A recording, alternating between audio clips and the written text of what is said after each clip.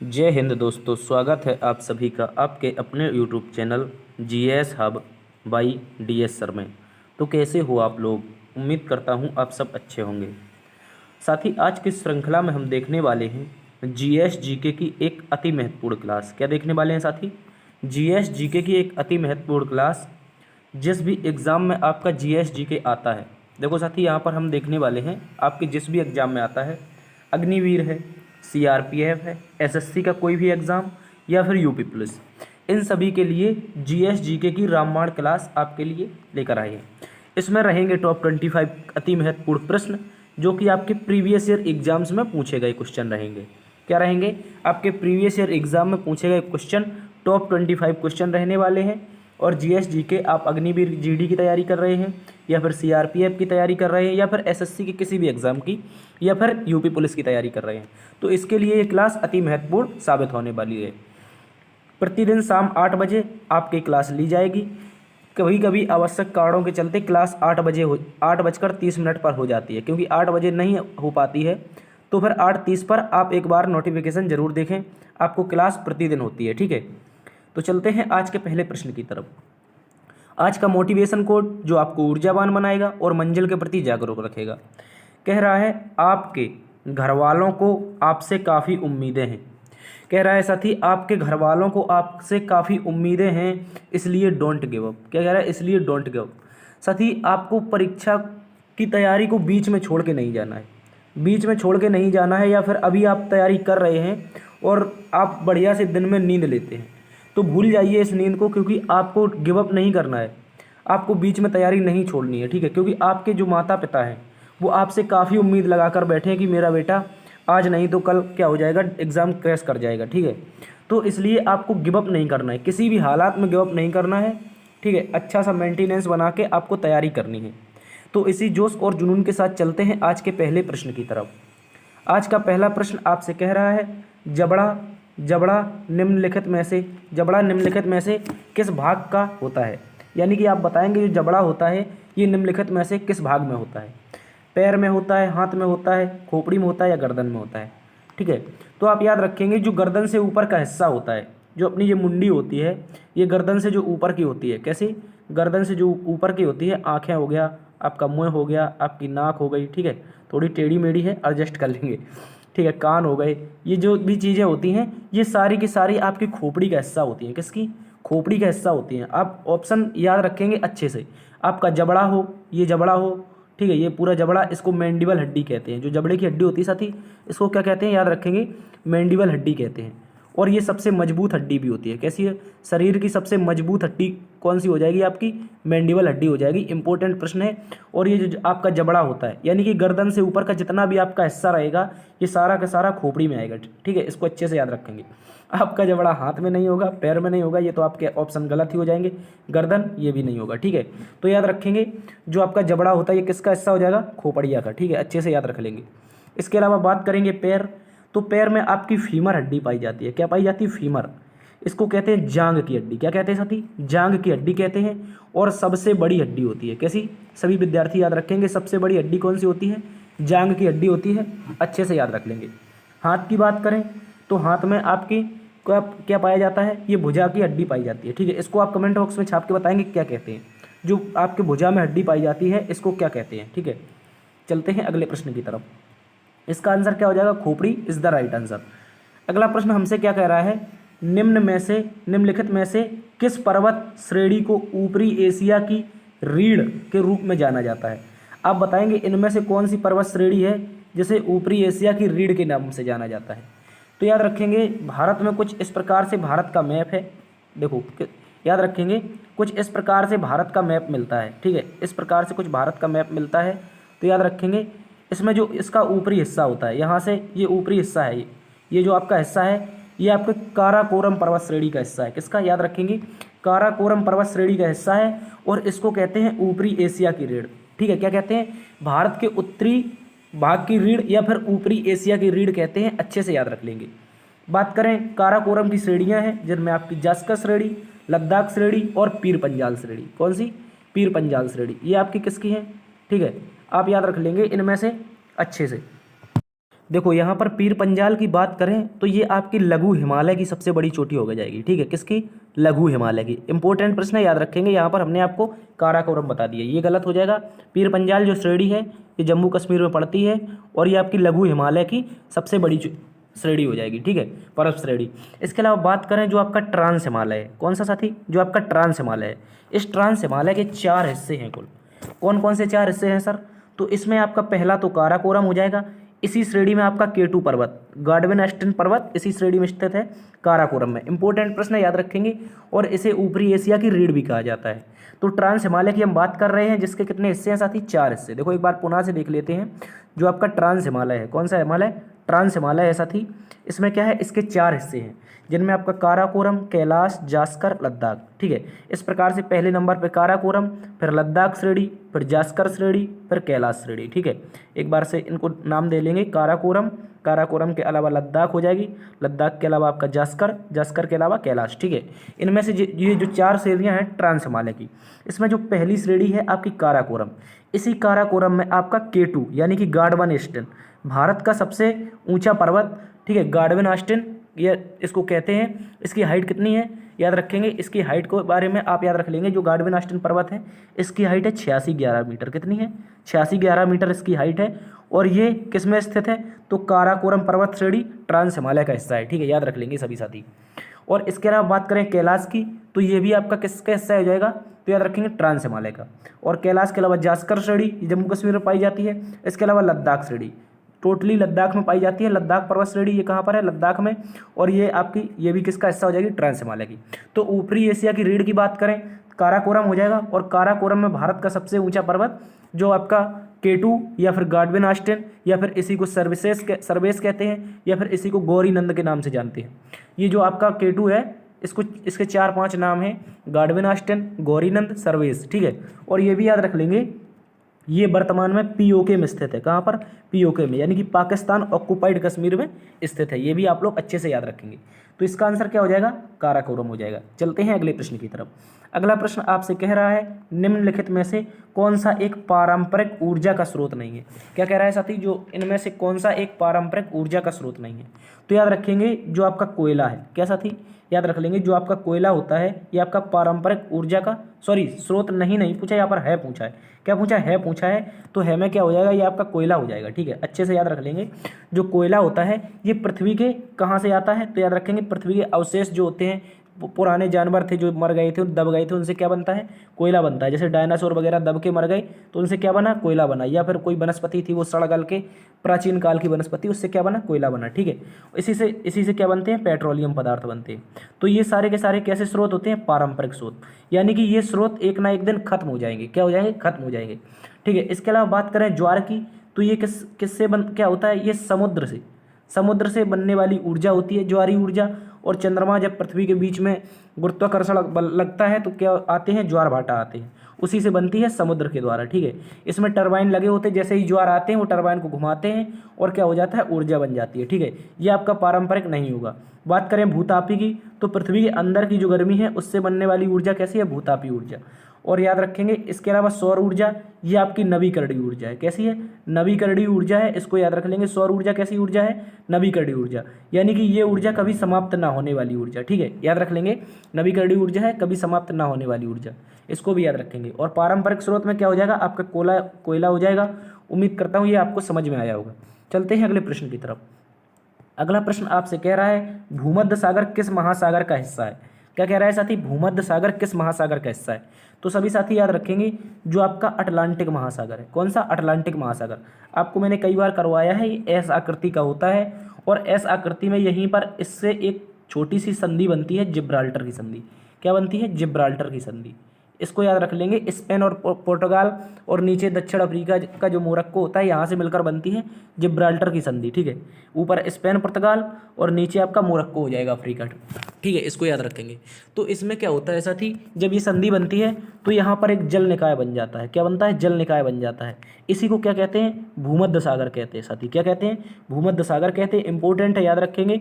जो प्रशांत महासागर का पानी इस संधि के द्वारा कहाँ चला जाता है? भूमध्य सागर में। तो इसी कारण जो भूमध्य सागर है ये किसका? सॉरी प्रशांत नहीं, आपका जो अटलांटिक महासागर है इसको याद रखेंगे। तो इस अटलांटिक महासागर का पानी कहाँ पर चला जाता है?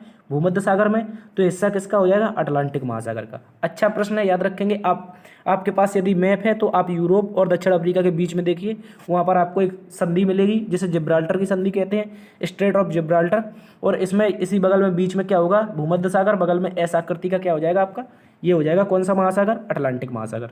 इसके अलावा बात करें हिंद महासागर की, तो हिंद महासागर में आपने देखा होगा कौन सा? अरब सागर। एक तो आपका अरब सागर हो जाएगा, अरब सागर। अरब सागर के अलावा क्या हो जाएगा आपका? बंगाल की खाड़ी। बंगाल की खाड़ी ये किसके हिस्सा हैं? ये सारे के सारे किसके हिस्से हैं? बंगाल की खाड़ी ये आपके हिस्से हैं किसके? तो हिंद महासागर के। इंपॉर्टेंट है, याद रखेंगे। अच्छा प्रश्न है। इसके अलावा बात करें प्रशांत महासागर की, तो प्रशांत महासागर में आपने सुना होगा एक आपका कौन सा सागर है? बेरिंग सागर है। बेरिंग जल संधि के बारे में सुना है? तो बेरिंग सागर किस में है? आपका प्रशांत महासागर में। इसको भी याद रखेंगे। इसके अलावा याद रखेंगे आर्कटिक महासागर। आर्कटिक महासागर में क्या है? तो चुक्की सागर है। क्या क्या है? याद रखेंगे। बेरिंग सागर और चुक्की सागर ये मिलकर क्या बनाते हैं? ये आपकी बेरिंग जल संधि बनाते हैं। ऊपर आर्कटिक महासागर, नीचे प्रशांत महासागर। एशिया और आपकी जो उत्तरी अमेरिका महाद्वीप है इसको अलग करता है। इसको हमने कल करवाया था आपको, ठीक है, याद रख लेंगे। तो भूमध्य सागर किस महासागर का हिस्सा हो जाएगा? अटलांटिक महासागर इज द राइट आंसर। चलते हैं अगले प्रश्न की तरफ। अगला प्रश्न आपसे कह रहा है निम्नलिखित में से कौन सा एक राज्य सूची का विषय नहीं है? यानी कि इनमें से कौन सा ऐसा ऑप्शन है जो राज्य सूची का विषय नहीं है? ठीक है, अच्छे से याद रखेंगे। देखो पहले जो मूल संविधान था साथी, जब आपका मूल संविधान था तो यहाँ पर आपको जितने भी विषय दिख रहे हैं ये किस में थे? ये आपके राज्य सूची में आते थे। किस में आते थे? राज्य सूची में। लेकिन क्या होता है साथी, आपका एक 42वां संविधान संशोधन होता है। क्या होता है? याद रखेंगे, 42वां कॉन्स्टिट्यूशनल अमेंडमेंट होता है 1976 में। इसमें क्या करते हैं? इसमें 5 प्रावधानों को, जिनमें आपका शिक्षा हो जाएगा और मापतौल हो जाएगा, वन हो जाएगा, और वन में रहने वाले वन्य जीव क्या हो जाएगा? वन्य जीव। और इसके अलावा क्या हो जाएगा? आपका जनसंख्या। ठीक है, जनसंख्या। ये सारे के सारे किसके हो जाएंगे? ये देखो, शिक्षा, मापतौल, वन और वन्य जीव और जनसंख्या, ये पांचों को उठा करके किस में डाल दिया? 42वें संविधान संशोधन के तहत समवर्ती सूची में डाल दिया। कहाँ पर साथी? याद रखेंगे, समवर्ती सूची में डाल दिया। इसको अच्छे से याद रखेंगे। इसके अलावा जो पुलिस है साथी, ये भी इंपॉर्टेंट प्रश्न है, लेकिन अच्छा प्रश्न है। इसमें कुछ एक फंसने वाला पॉइंट भी आता है। याद रखेंगे, जो पुलिस होती है ये आपकी राज्य सूची का विषय होती है। किसकी? राज्य सूची का। लेकिन ऐसा एक यूटी है, केंद्र शासित प्रदेश है, जिसे हम दिल्ली के नाम से जानते हैं। यानी कि जो आपका दिल्ली केंद्र शासित प्रदेश है, यहाँ की जो पुलिस है वो आपकी संघ सूची का विषय है। किस सूची का? याद रखेंगे, संघ सूची का। इसलिए जो दिल्ली की पुलिस होती है वो केजरीवाल सरकार की बिल्कुल भी नहीं मानती है, केंद्र सरकार की मानती है। ठीक है, इसको याद रखेंगे। वैसे तो पुलिस देखा जाए अन्य राज्यों में, जैसे उत्तर प्रदेश है, बिहार है, केरल है और आपका कर्नाटक है, ये कोई भी राज्य हो उसमें पुलिस किसका हो जाएगी? राज्य सूची का विषय। लेकिन जो आपका दिल्ली है, दिल्ली में आपकी जो पुलिस है ये आपकी संघ सूची का विषय होती है। ठीक है, तो 42वां संविधान संशोधन आप याद रखेंगे, जिसमें 5 चीज़ें कौन कौन सी? शिक्षा, मापतौल, वन, वन्यजीव, जनसंख्या। इन 5 को उठाकर के राज्य सूची से समवर्ती सूची में डाला गया था। और आपको पता ही होगा कि समवर्ती सूची हमने कहाँ से ली थी साथी? ऑस्ट्रेलिया से ली थी। ठीक है, इंपॉर्टेंट प्रश्न है, याद रखेंगे। चलते हैं अगले प्रश्न की तरफ। अगला प्रश्न आपसे कह रहा है भारतीय संविधान का पहला संशोधन किस वर्ष किया गया था? क्या कह रहा है साथी? जो भारतीय संविधान है इसका पहला संशोधन किस वर्ष किया गया था? तो सभी प्यारे साथी याद रखेंगे 1951 में। कब हुआ था? 1951 में हुआ था। इंपॉर्टेंट प्रश्न है। इसमें क्या हुआ था साथी? आप देखो, आप सभी को पता होगा, इसमें एक नई चीज़ बताऊंगा आपको। इसमें आपको पता होगा कि ये आपका भूमि सुधार से संबंधित था। किससे? भूमि सुधार से। ठीक है, भूमि सुधार से तो था ही था, लेकिन इसमें एक और पॉइंट ऐड हुआ था, जिसमें आपके अनुच्छेद जो 31 था इसके 2 खंड कर दिए गए थे, का और खा। ठीक है, क्वेश्चन पूछ लेगा यदि आप पीसीएस या फिर सीजीएल की तैयारी कर रहे हैं, किस संविधान संशोधन के तहत आपका 31 के 2 खंड किए? तो पहला संविधान संशोधन था, का और खा 2 खंड कर दिए थे अनुच्छेद 31 के। ठीक है, इंपॉर्टेंट प्रश्न याद रखेंगे। इसके अलावा जो अनुच्छेद 31 था इसको पूर्ण रूप से समाप्त कब किया गया था? तो याद रखेंगे, ये आपका 44वां संविधान संशोधन हुआ था, 44वां कॉन्स्टिट्यूशनल अमेंडमेंट 1978 में, जब आपकी मोरारजी देसाई सरकार थी। इसमें क्या हुआ था? संपत्ति का अधिकार को पूर्ण रूप से खत्म कर दिया था, क्योंकि आर्टिकल 31 में आपका संविधान में क्या था? संपत्ति का अधिकार था। तो इसलिए इसको जो आपका मौलिक अधिकार था इससे क्या बना दिया? कानूनी अधिकार बना दिया। अच्छा प्रश्न है, याद रखेंगे। पहले संविधान संशोधन से भूमि सुधार होता है और इसके अलावा अनुच्छेद 31 के 2 टुकड़े किए जाते हैं, जिनमें का और खा। लेकिन आगे चलकर अनुच्छेद 31 को खत्म भी कर दिया जाता है 44वें संविधान संशोधन 1978 के द्वारा। ठीक है, इसको भी याद रखेंगे। इसके अलावा हम देखेंगे 1985। तो 1985 में आपका होता है साथी 52वां संविधान संशोधन। क्या होता है? 52वां कॉन्स्टिट्यूशनल अमेंडमेंट होता है। इसके तहत क्या जोड़ा गया था? दल बदल जो कानून था, कौन सा? जो आपका दल बदल कानून था, आपका दल बदल कानून, इसमें कुछ प्रावधान किए गए। ठीक है, इसको याद रखेंगे। ये किससे संबंधित था? 52वां संविधान संशोधन 1985 आपका दल बदल कानून से। इसके अलावा बात करेंगे 1976 की, इसमें होता है साथी 42वां कॉन्स्टिट्यूशनल अमेंडमेंट। अभी हमने डिस्कस किया था शिक्षा वन वन्य जीव वाला, इसमें 42वां संविधान संशोधन होता है और इसको लघु संविधान कहते हैं। क्या कहते हैं साथी? लघु संविधान कहते हैं। ठीक है, लघु संविधान कहते हैं। इंपॉर्टेंट प्रश्न है, याद रखेंगे। ठीक है, इसमें बहुत सारे प्रावधान हुए थे, ना कि आपको अभी पिछला बताया वो तो हुआ ही तो था। इसके अलावा इसमें प्रस्तावना में भी संशोधन कर दिया। किसमें? प्रस्तावना में भी संशोधन कर दिया। इसके अलावा बहुत सारे संशोधन हुए, मौलिक कर्तव्य जोड़े गए।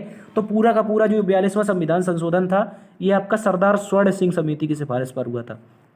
ये भी याद रखेंगे, जो स्वर्ण सिंह समिति है, ये आपका पूरा 42वां संविधान संशोधन हुआ था। इंपॉर्टेंट प्रश्न है, याद रखेंगे। ठीक है, 42वां संविधान संशोधन किस समिति की सिफारिश पर हुआ था? तो सरदार स्वर्ण सिंह समिति।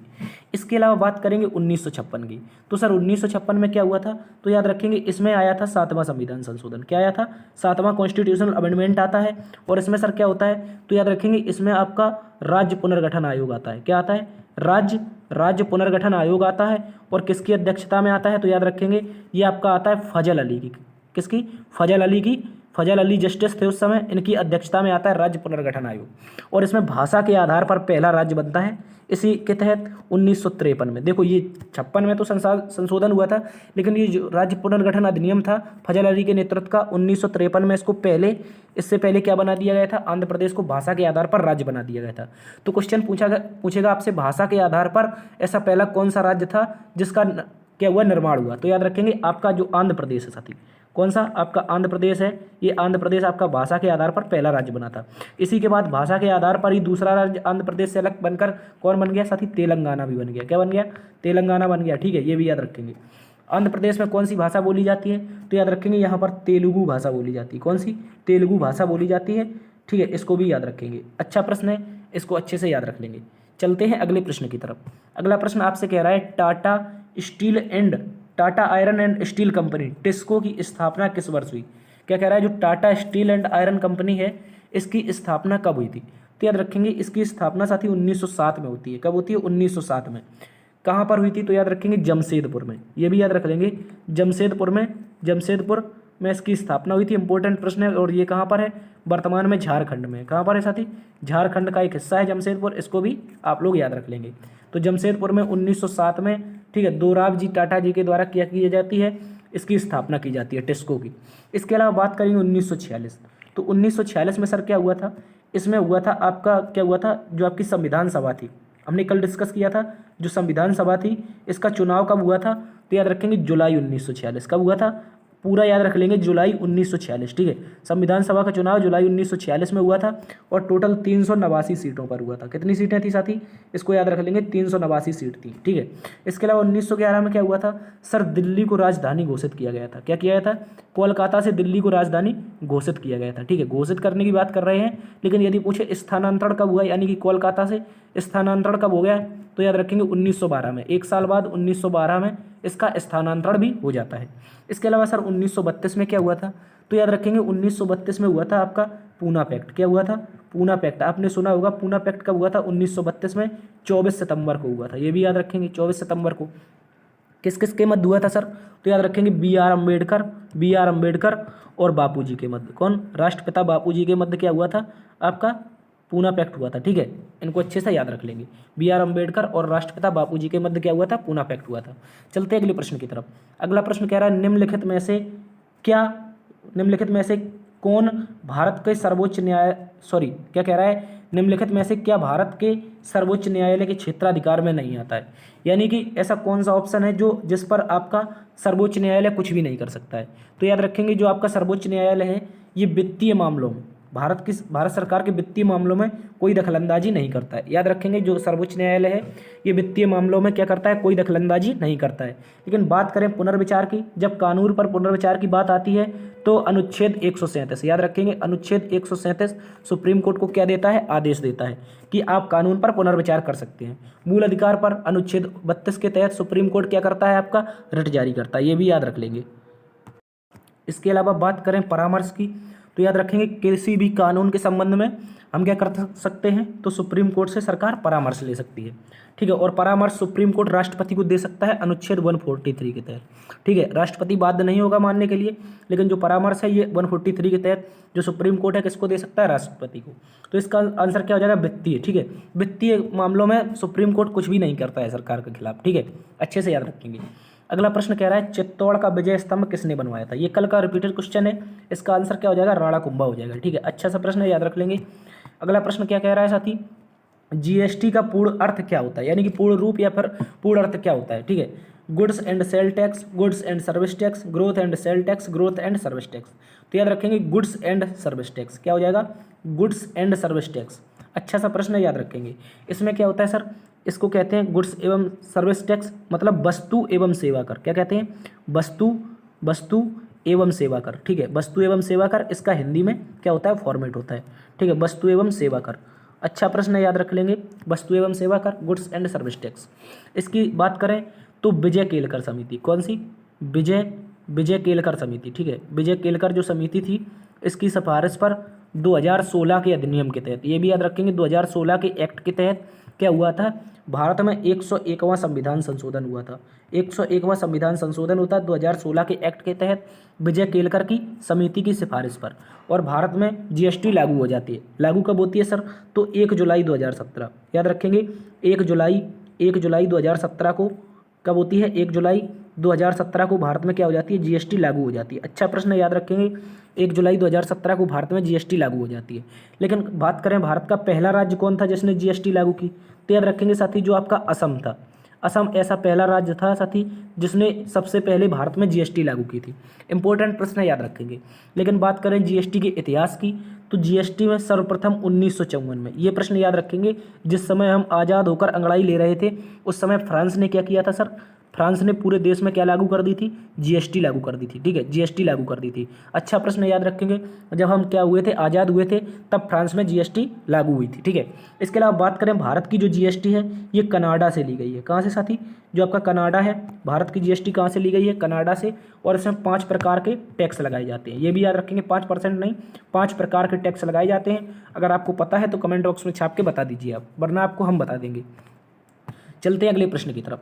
अगला प्रश्न आपसे कह रहा है भारत और पाकिस्तान दोनों देशों का सर्वोच्च सम्मान पाने वाले एकमात्र भारतीय नेता कौन थे। यहाँ पर वाली हो गया, आप देखेंगे भारत और पाकिस्तान दोनों देशों का सर्वोच्च सम्मान पाने वाले भारत के पहले नेता कौन थे। तो याद रखेंगे 100% बच्चे इसको गलत करके आएंगे, 100% नहीं तो 99% बच्चे इसको गलत करके ही आएंगे, क्योंकि इसमें ऑप्शन दे रखा है महात्मा गांधी, जो कि आपका क्या है, पूर्ण रूप से गलत है, ठीक है। अब आप दिमाग लगाएंगे इनमें से कौन से व्यक्ति थे जिन्हें पाकिस्तान और भारत दोनों का सर्वोच्च सम्मान मिला है। तो याद रखेंगे, बात करें साथी भारत के सर्वोच्च सम्मान की, तो आपका भारत रत्न हो जाएगा, क्या हो जाएगा, भारत रत्न हो जाएगा, ठीक है। भारत रत्न क्या हो जाएगा आपका, भारत रत्न क्या हो जाएगा, याद रखेंगे भारत का सर्वोच्च सम्मान क्या हो जाएगा, भारत रत्न। और इसकी स्थापना कब होती है साथी, याद रखेंगे इसकी स्थापना होती है 1954 में। कब होती है, 1954 में। लेकिन बात करें पाकिस्तान का सर्वोच्च सम्मान क्या है, तो याद रखेंगे निशान ए पाकिस्तान। क्या है साथी, निशान ए पाकिस्तान कहाँ का सर्वोच्च सम्मान है, तो आपके पाकिस्तान का सर्वोच्च सम्मान हो जाएगा, ठीक है। निशान ए पाकिस्तान इसका सर्वोच्च सम्मान है। और ये दोनों सम्मान पाने वाले एकमात्र भारतीय नेता कौन है, तो याद रखेंगे आपने यदि दिमाग लगाएं वल्लभ भाई पटेल, तो देखो वल्लभ भाई पटेल ने सारी रियासतों को भारत में मिला लिया था, तो पाकिस्तान इनको तो हरगिज़ नहीं देगा। और बात करें जवाहरलाल नेहरू की, तो जवाहरलाल नेहरू चाहते थे कि आप देश अलग ले लो लेकिन पीएम हम ही बनेंगे, आप देश संघ में रहेगा तो भी पीएम हम बनेंगे, तो इनको भी नहीं देगा। तो आंसर क्या हो जाएगा आपका, Morarji Desai is the right answer. ये किसी के जहन में आया होगा तो कमेंट बॉक्स में छाप के बताएंगे, ठीक है। Morarji Desai is the right answer, जो आपके दोनों देशों का क्या पाने वाले थे, सर्वोच्च सम्मान पाने वाले। निशान ए पाकिस्तान या फिर भारत रत्न, दोनों सम्मान पाने वाले भारत के पहले नेता कौन है, और अभी भी पहले नेता हैं मोरारजी देसाई। अति महत्वपूर्ण प्रश्न याद रखेंगे, ठीक है। यदि गांधी जी विचार आ रहा है तो गलत है, ठीक है, ये गलत है। चलते अगले प्रश्न की तरफ। अगले प्रश्न की बात करें, प्रागैतिहासिक काल के पहले युग को क्या कहा जाता है। क्वेश्चन पूछा है जो प्रागैतिहासिक काल था इसका पहले युग को क्या कहा जाता है। वैसे तो इसको कई युगों में विभाजित किया गया है, लेकिन आप याद रखेंगे जो पुरापाषाण काल है, कौन सा पुरापाषाण काल है, इसको क्या कहते हैं, पहला युग है ये, पहला युग। इसके अलावा क्या आता है साथी, आपका मध्यपाषाण काल, यानी कि दूसरा युग, युद्ध नहीं, दूसरा युग। इसके अलावा आता है नवपाषाण काल। क्या आता है, नवपाषाण काल, तीसरा युग आता है। इसके अलावा आता है चौथा ताम्रपाषाण काल। चौथा युग कौन आ जाता है आपका ताम्रपाषाण काल। इसके बाद भी एक युग आता है 5वें नंबर का, इसको भी याद रखेंगे, आपका हो जाएगा लौह युग। क्या हो जाएगा? लौह युग। लौह युग कब आया था? तो 5वें नंबर पर। तो प्रागैतिहासिक काल के मुख्यतः आप 5 याद रखेंगे। पहला युग कौन सा हो जाएगा? पुरापाषाण काल। दूसरा हो जाएगा आपका मध्यपाषाण काल। तीसरा आपका हो जाएगा नवपाषाण काल। और चौथा ताम्रपाषाण काल। और 5वां क्या हो जाएगा? लौह युग। अति महत्वपूर्ण प्रश्न याद रख लेंगे, ठीक है। चलते हैं अगले प्रश्न की तरफ। अगला प्रश्न कह रहा है सबसे प्राचीन वेद ऋग्वेद को कितने मंडलों में विभाजित किया गया है? क्या कह रहा है साथी? जो भारत का सबसे प्राचीन वेद है यानी कि ऋग्वेद, और इसको कितने मंडलों में विभाजित किया गया था? तो याद रखें भारत के ऋग्वेद में कितने मंडल हैं? 10 मंडल है। इंपॉर्टेंट प्रश्न है, 10 मंडल है। और 10वां जो मंडल है, कौन सा 10वां मंडल है? इसमें क्या मिला है आपको? पुरुष सूक्त मिलता है। क्या मिलता है? पुरुष सूक्त। इंपॉर्टेंट प्रश्न याद रखेंगे। पुरुष सूक्त किस में मिलता है? आपके 10वें मंडल में मिलता है। और इसमें सर क्या हुआ था? तो इसमें 4 जातियों का उल्लेख मिलता है, 4 वर्णों का, जातियों का नहीं अपितु 4 वर्णों का। काम के आधार पर बांटे गए थे, ना कि जातियों के आधार पर, ठीक है। याद रखेंगे ब्राह्मण जो आपके विवाह करवाएगा या फिर जो आपके भजन कीर्तन करवाएगा ब्राह्मण, युद्ध लड़ेगा क्षत्रिय, और तीसरा कौन हो जाएगा? जो आपका काम करेगा शूद्र वैश्य हो जाएगा, उसके बाद शूद्र हो जाएगा, ठीक है। ब्राह्मण, क्षत्रिय, वैश्य, शूद्र, ये 4 क्या थे? आपके वर्ण थे, इंपॉर्टेंट है। और 10वें मंडल में पुरुष सूक्त में इनका वर्णन मिलता है। तो ऋग्वेद में आपके 10 मंडल। इसके अलावा बात करें चार क्या है? तो याद रखेंगे 4 वेद है। पहला आपका ऋग्वेद हो जाएगा, दूसरा आपका कौन सा हो जाएगा? यजुर्वेद हो जाएगा। कौन सा हो जाएगा? दूसरा आपका यजुर्वेद हो जाएगा। तीसरा आपका सामवेद हो जाएगा, सामवेद यानी कि संगीत का वेद। इसके अलावा चौथा कौन हो जाएगा? अथर्ववेद। क्या हो जाएगा? अथर्ववेद। अथर्ववेद कैसा हो जाएगा? चौथा हो जाएगा। इंपॉर्टेंट है, 4 वेद है। इसके अलावा 18 पुराण है, और पुराणों में सबसे प्राचीन पुराण है मत्स्य पुराण। कौन सा? जो आपका मत्स्य पुराण है, मत्स्य पुराण, ये भारत का सबसे प्राचीन पुराण है, ये भी याद रखेंगे। और 6 शास्त्र, कितने? 6 शास्त्र। तो याद रखेंगे 4 वेद, और जो ऋग्वेद है इसमें 10 मंडल, 18 भारत के पुराण है भारत में, और 6 क्या है? शास्त्र हैं, ये भी याद रखेंगे। सबसे पहला ऋग्वेद, यजुर्वेद, सामवेद, अथर्ववेद। और जो अथर्ववेद है ये कन्या के जन्म की निंदा करता है, ये भी याद रखेंगे, ठीक है। और जो सामवेद है इसको संगीत का वेद कहते हैं। अगला प्रश्न कह रहा है निम्न में से कौन सी पुस्तक बाणभट्ट द्वारा लिखी गई थी? क्या कह रहा है? कौन सी पुस्तक बाणभट्ट द्वारा लिखी गई थी? तो याद रखेंगे बाणभट्ट ने क्या लिखा था? तो याद रखेंगे हर्षचरित्र। क्या लिखा था? हर्षचरित्रम लिखा था। और ये किसके दरबार में रहते थे? तो हर्षवर्धन के दरबार में रहते। इसके साथ ही हर्षवर्धन जो भारत के राजा हुए पुष्पभूति वंश के, तो इन्हीं के दरबार में रहते थे आपके बाणभट्ट, याद रखेंगे। इसके अलावा बात करें अष्टाध्यायी की, तो सभी साथी याद रखेंगे जो भारत में संस्कृत के व्याकरण के पिता कहे जाते हैं। क्या? संस्कृत व्याकरण के जो पिता हैं यानी कि पाणिनि, ठीक है। पाणिनि ने क्या लिखा है? याद रख लेंगे, पाणिनि ने लिखा है आपका अष्टाध्यायी। 8 भागों में संस्कृत व्याकरण की व्याख्या की है, तो इसी कारण इनको क्या कहते हैं? संस्कृत व्याकरण का पिता कहते हैं। इसके अलावा देवी चंद्रगुप्तम की बात करें साथी, ये किसने लिखा है? अगर ये आप कमेंट बॉक्स में छाप के बता देंगे तो आपके लिए नगद पुरस्कार दिया जाएगा। बात करें अकबरनामा की, तो अकबरनामा को याद रख लेंगे, अबुल फजल ने लिखा है। किसने? अबुल फजल ने। बहुत सारे प्यारे साथी ये सोच रहे होंगे कि सर को नहीं आ रहा है, इसलिए ये क्या पूछ रहे हैं? कमेंट में पूछ रहे हैं। तो आप इसको बताएंगे, फिर उसके बाद हम आपको बताएंगे, ठीक है। चलते हैं अगले प्रश्न की तरफ, आपको आंसर कमेंट बॉक्स में मिल जाएगा। अगला प्रश्न कह रहा है, क्या कह रहा है? तो याद रखेंगे, ठीक है। अब अगला प्रश्न कह रहा है हड़प्पा कालीन स्थल रंगपुर भारत के किस वर्तमान राज्य में स्थित है? जो हड़प्पा कालीन स्थल है भारत के किस वर्तमान राज्य में स्थित है? तो याद रखेंगे रंगपुर की बात करें, ये रंगपुर कहाँ पर हो जाएगा आपका? रंगपुर हो जाएगा गुजरात में साथी। कहाँ पर हो जाएगा? गुजरात में। अति महत्वपूर्ण प्रश्न है, याद रखेंगे कहाँ पर हो जाएगा? गुजरात में हो जाएगा। बात करें जम्मू कश्मीर की, तो यहाँ पर सबसे उत्तरी स्थल है जिसका नाम है मांदा। क्या नाम है? मांदा है। इसके अलावा गुजरात में क्या है? रंगपुर के अलावा, पहला तो आपका रंगपुर हो गया, रंगपुर के अलावा सर क्या है? रंगपुर के अलावा आपका लोथल हो जाएगा। क्या हो जाएगा? लोथल हो जाएगा। लोथल के अलावा सर क्या है? तो याद रखेंगे धौलावीरा भी हो जाएगा। जो आपका धौलावीरा है ये कहाँ पर है? ये भी आपका गुजरात में है। अति महत्वपूर्ण प्रश्न याद रखेंगे। इसके अलावा बात करें हरियाणा की, तो हरियाणा में सर क्या हो जाएगा? हरियाणा में आपका हो जाएगा राखीगढ़ी। क्या हो जाएगा? राखीगढ़ी, ठीक है। राखीगढ़ी कहाँ पर है? हरियाणा में हो जाएगा। अति महत्वपूर्ण प्रश्न याद रखेंगे।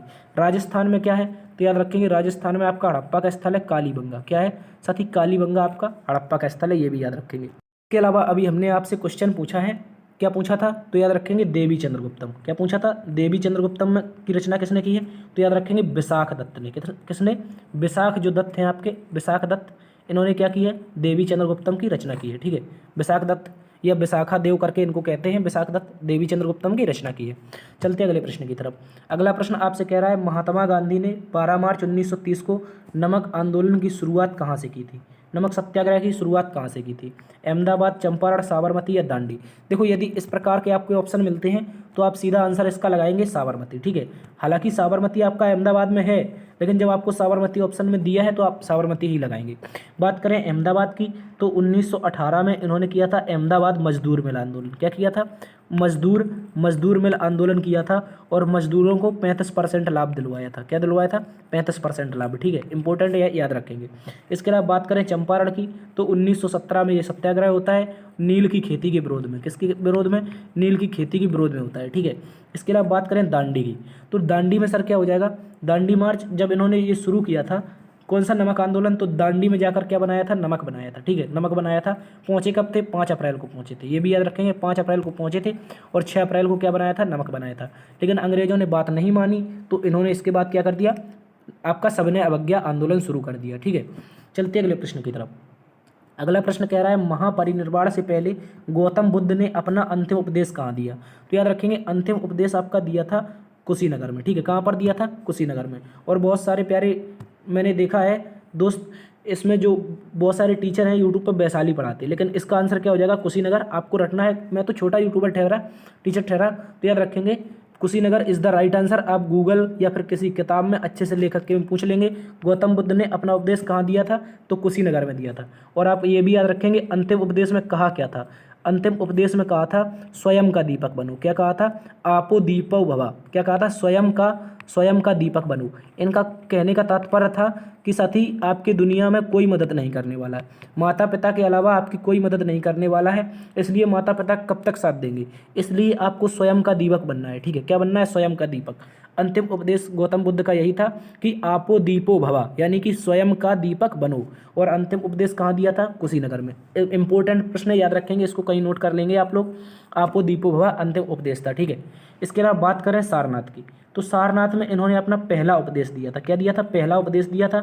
और इस पहले उपदेश को क्या कहा था? अभिधम्म चक्र परिवर्तन। क्या कहा था?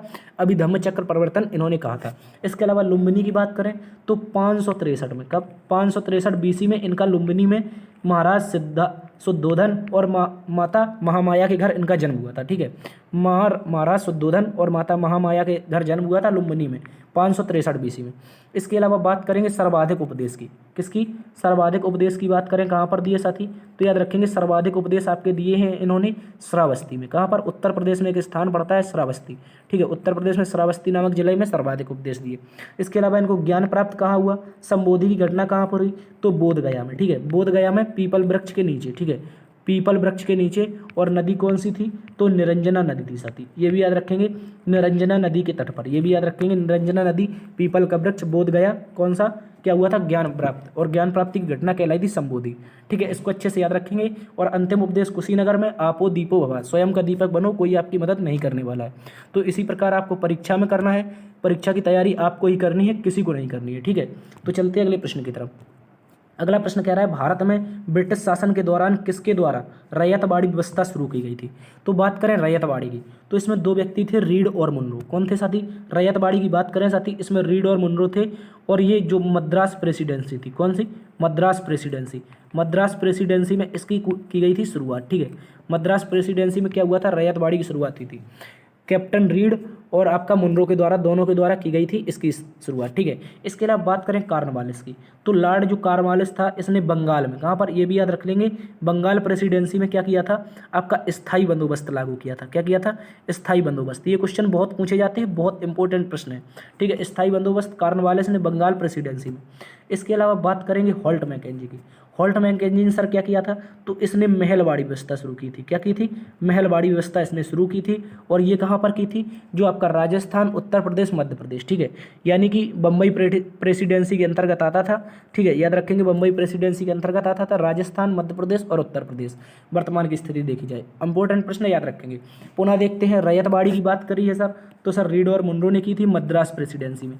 इसके अलावा कॉर्नवालिस ने स्थायी बंदोबस्त किया सर, बंगाल में किया। इसके अलावा होल्ट मैकेंजी ने महलवाड़ी व्यवस्था बम्बई प्रेसिडेंसी में, यानी कि उत्तर प्रदेश, मध्य प्रदेश और राजस्थान में की। इसके अलावा सर जो आपका डलहौजी ऑप्शन है, तो याद रखेंगे इसको रेलवे का पिता कहते हैं। किसको? डलहौजी किसका पिता कहते हैं? रेलवे का पिता कहते हैं। इसके अलावा इसको कहते हैं तार का पिता। क्या कहते हैं? तार का पिता। तार का पिता यानी कि जो आपकी वो क्या होती थी, कॉलिंग पे बात होती थी, तार बिछवाए थे इसने। ठीक है, तार का पिता किसे कहते हैं? इसी को कहते हैं। इसके अलावा इसको डाक का पिता कहते हैं। क्या कहते हैं साथी? डाक का पिता कहते हैं, ठीक है। इसके अलावा इसको रेलवे इसने चलाई थी 34 किलोमीटर, कितनी चलाई थी? 34 किलोमीटर मुंबई से लेकर के थाने तक, ठीक है, याद रखेंगे। और इसका नाम क्या था, ठीक है, इसका नाम जो भी बता देगा कमेंट बॉक्स में उसको 10 रुपये इनाम देंगे। जो आपकी रेल चली थी पहली, इसका नाम क्या था? आप सभी से अपने प्यारे साथी जो भी आप इस क्लास को देखेंगे, जो भी इस रेल का नाम बताएगा सबसे पहले, उसको क्या मिलेगा कमेंट बॉक्स में? 10 रुपये मिलेगा। वो हमसे फ़ोन पे करवा सकता है, ठीक है। इसका नाम बताएगा मेरे कोचिंग का विद्यार्थी छोड़ करके, ठीक है। चलते अगले प्रश्न की तरफ, जो भी ऑनलाइन ले रहा है वो बताएगा। चलते अगले प्रश्न की तरफ। अगला प्रश्न कह रहा है जैन धर्म के 24वें तीर्थंकर महावीर स्वामी का जन्म कहाँ पर हुआ था? क्या कह रहा है? महावीर स्वामी का जन्म कहाँ पर हुआ था? तो याद रखेंगे कुंडल ग्राम में। कहाँ पर? कुंडा ग्राम में, या फिर कुंडल ग्राम या कुंडा ग्राम। ये कहाँ पर पड़ता है सर? ये आपका बिहार में पड़ता है। कहाँ पर पड़ता है सर? ये आपका बिहार में पड़ता है। अति महत्वपूर्ण प्रश्न है, याद रखेंगे सर। इसके बाद इनके पिता का नाम क्या था? तो याद रखेंगे सिद्धार्थ था। वहाँ पर हमने बात की थी किसकी? महात्मा बुद्ध की, तो उनके पिता का नाम था शुद्धोधन। लेकिन इनकी माता का नाम पूछ ले तो त्रिशला था। लेकिन महात्मा बुद्ध की माता जो थी, इनकी माता का नाम त्रिशला था, लेकिन महात्मा बुद्ध की जो माता थी उनका नाम क्या था? महामाया। हमने अभी आपको बताया था, क्या बताया था? महामाया उनकी माता थी। उनके पिता कौन थे? सिद्धोधन थे, ठीक है, याद रखेंगे सिद्धोधन थे, ठीक है, सिद्धोधन थे। लेकिन जो आपके ये बात करें हम महावीर स्वामी की, तो इनके पिता सिद्धार्थ, माता त्रिशला, और ये इक्ष्वाकु वंश के राजा थे। किसके? जिसके भगवान कौन थे? राम थे। इक्ष्वाकु वंश के, इसी वंश के ये भी राजकुमार थे आपके। कौन? महावीर स्वामी, ठीक है, याद रखेंगे। तो सिद्धार्थ और त्रिशला इनके माता पिता थे। लेकिन कुंडा ग्राम में इसका क्या हुआ था? जन्म हुआ था। और सर जन्म कब हुआ था? तो याद रखेंगे 540 में। कब हुआ था? 540 में भगवान महावीर स्वामी का जन्म हुआ था। और ये आपका बीसी था, ठीक है, बीसी था, ये भी याद रखेंगे। इसी समय आपके बिहार में कौन सा राजा था? तो याद रख लेंगे इस समय भारत में, मतलब बिहार में किसका, मगध में किसका साम्राज्य था? बिंबिसार का। याद रखेंगे इस समय जब भगवान महावीर स्वामी का जन्म होता है तो इस समय राजा कौन था मगध का? तो बिंबिसार था। ऐसा क्वेश्चन आपसे पूछ सकता है एग्जाम में, याद रखेंगे, ठीक है। इसके अलावा लुम्बिनी में किनका जन्म हुआ? तो महात्मा बुद्ध का जन्म हुआ था, ठीक है, याद रखेंगे। उस क्वेश्चन का आंसर बताएंगे जो ट्रेन चली थी, ठीक है, जो ट्रेन चली थी उसका नाम क्या था, ठीक है। चलते हैं अगले प्रश्न की तरफ। अगला प्रश्न कह रहा है गोल गुंबद कहाँ पर स्थित है? क्या कह रहा है? गोल गुंबद कहाँ पर स्थित है? देवगिरी, बीजापुर, बीदर या हैदराबाद? तो याद रखेंगे जो आपका गोल गुंबद है सर, तो गोल गुंबद आपका हो जाएगा बीजापुर। आपने सुना होगा, इसका आंसर क्या हो जाएगा? बीजापुर। सर बीजापुर कहाँ पर पड़ता है? तो याद रखेंगे ये कर्नाटक में पड़ता है। कहाँ पर? कर्नाटक में पड़ता है। इंपॉर्टेंट प्रश्न है। इसके अलावा एक क्वेश्चन बीदर का किला से भी पूछा जाता है। क्या पूछा जाता है? बीदर का किला। ये इंपॉर्टेंट प्रश्न है। और बीदर का किला भी आपका कर्नाटक में ही पड़ता है। कहाँ पर? कर्नाटक में। अति महत्वपूर्ण प्रश्न, बीजापुर का गोल गुंबद या फिर बीदर का किला, ये दोनों के दोनों कर्नाटक में। देवगिरी की बात करें तो इस दौलताबाद का पुराना नाम है। किसका? दौलताबाद का, ठीक है, दौलताबाद का पुराना नाम है देवगिरी। और इसको राजधानी बनाई थी 1227 में। 1227 में देवगिरी यानी कि दिल्ली से दौलताबाद राजधानी किसने बनाई थी? तो एमबीटी किसे कहते हैं? मोहम्मद बिन तुगलक ने, ठीक है। लेकिन हालांकि ये नहीं चल पाया तो 1228 में अपनी राजधानी वापस दिल्ली ले गया, ठीक है। और यही मोहम्मद बिन तुगलक की सबसे बड़ी क्या मानी जाती है? मूर्खता मानी जाती है। याद रखेंगे मोहम्मद बिन तुगलक ने 1227 में दिल्ली से दौलताबाद राजधानी बनाई और दौलताबाद का पुराना नाम देवगिरी था, याद रखेंगे। और इस देवगिरी का राजा कौन हुआ करता था? तो याद रखेंगे रामचंद्र यादव करके एक राजा हुआ करता था। यहाँ पर इसका युद्ध उसके साथ बहुत होता था, अलाउद्दीन खिलजी के साथ, ये भी याद रखेंगे। चलते हैं अगले प्रश्न की तरफ। अगला प्रश्न आपसे कह रहा है उत्तर भारत में प्रचलित मंदिर वास्तुकला की शैली क्या है? जो आपके मंदिर बनाए जाते हैं उत्तर भारत में कौन सी शैली में बनाए जाते हैं? तो याद रखेंगे नागर शैली में। कौन सी शैली में? नागर शैली में। आप इस तरह से 3 लाइनें खींचेंगे। क्या खींचेंगे? 3 लाइनें। आपकी सबसे पहले होगी उत्तर में नागर शैली। कौन सी शैली? नागर शैली। इसके अलावा सर बात करेंगे मध्य में क्या होगी? तो मध्य में हो जाएगी आपकी बेसर शैली। क्या हो जाएगी? बेसर शैली, ठीक है, बेसर शैली हो जाएगी, ये भी याद रखेंगे, ठीक है, बेसर शैली हो जाएगी। इसके अलावा सर क्या होगा? नीचे हो जाएगी द्रविड़ शैली। कैसी शैली? द्रविड़ शैली। ये 3 शैलियाँ भारत में मंदिर के लिए प्रसिद्ध हैं। और बेसर शैली के अंतर्गत ही आपकी पंचायतन शैली भी आती है। कौन सी? पंचायतन शैली आती है, जहाँ पर खुजराव में 1-2 मंदिर मिलते हैं पंचायतन शैली में। तो बेसर शैली मध्य भारत में, और आपके उत्तर भारत में नागर शैली हो जाएगी। इसके अलावा दक्षिण भारत में द्रविड़ शैली हो जाएगी, ठीक है, याद रखेंगे। तो इनका आंसर क्या हो जाएगा? उत्तर भारत की पूछी है तो आपकी कौन सी हो जाएगी? नागर शैली। और द्रविड़ शैली दक्षिण भारत की, बेसर मध्य भारत की। चलते अगले प्रश्न की तरफ। अगला प्रश्न क्या कह रहा है हमसे? कह रहा है निम्नलिखित में से कौन सी नदी अरब सागर में गिरती है? क्या कह रहा है? निम्नलिखित में से कौन सी नदी अरब सागर में गिरती है? मैं 100% गारंटी देता हूँ, यदि आपको नर्मदा ऑप्शन में न दिया होता तो आप इनमें से कोई लगा के चले जाते, ठीक है। तो इसका आंसर नर्मदा हो जाएगा। लेकिन बात करें ये जो तुंगभद्रा कोयना है, तो याद रखेंगे कृष्णा की सहायक है। किसकी? ये जो कृष्णा नदी है आपकी कहाँ से निकलती है? महाराष्ट्र से निकलती है, महाबलेश्वर से। कहाँ से? महाबलेश्वर से निकलती है, याद रखेंगे। महाबलेश्वर से कृष्णा नदी, अच्छा प्रश्न है, याद रखेंगे। और तुंगभद्रा और कोयना, ये जो दोनों नदी हैं, ये दोनों की दोनों किसकी सहायक हैं? तो कृष्णा की सहायक है, ठीक है। महाबलेश्वर महाराष्ट्र से कृष्णा निकलती है, ये भी याद रखेंगे। बात करें कावेरी की, तो कावेरी को दक्षिण भारत की गंगा कहते हैं और ये आपकी कर्नाटक से निकलती है। कहाँ से? कर्नाटक से निकलती है। ये भी एक अच्छा प्रश्न है, याद रख लेंगे आप लोग, ठीक है। चलते हैं अगले प्रश्न की तरफ। तो ये थी आज की क्लास।